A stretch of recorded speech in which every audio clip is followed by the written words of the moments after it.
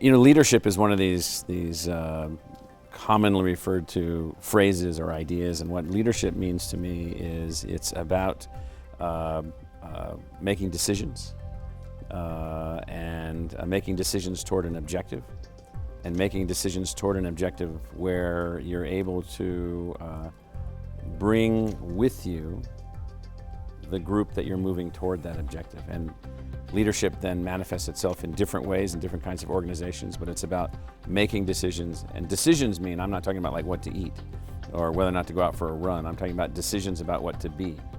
And so leadership is this very difficult process which is associated with making sure that we understand the why, which is the single most important question.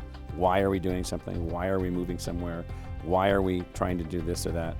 The leader then focuses on translating from the why, or helping to define the why, into ultimately the how. How do you do that? And into the what. Most people think that leadership's about what and how.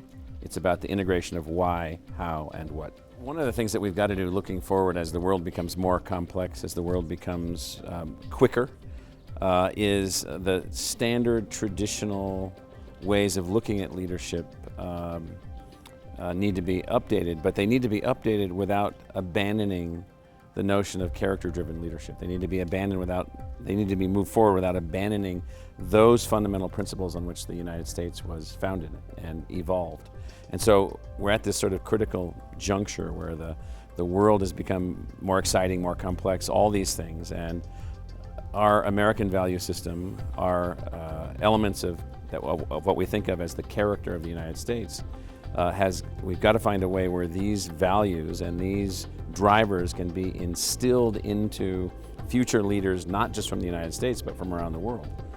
Easier said than done, but it's about the fact that we can't allow, in a sense, leadership to evolve at the foundation of which there aren't the elements of character that are necessary for success. There's lots of people that can make things happen, leaders that can make things happen, but they're not necessarily the right things or the best things, and they're not driven by what I call value-oriented outcomes.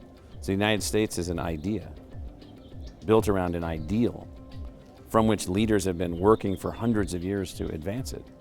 Well, we can't stop that. We need to advance that and do more of it. So that's why character-driven leadership and the figuring that out now is different than figuring that out then, and so that's why it's important.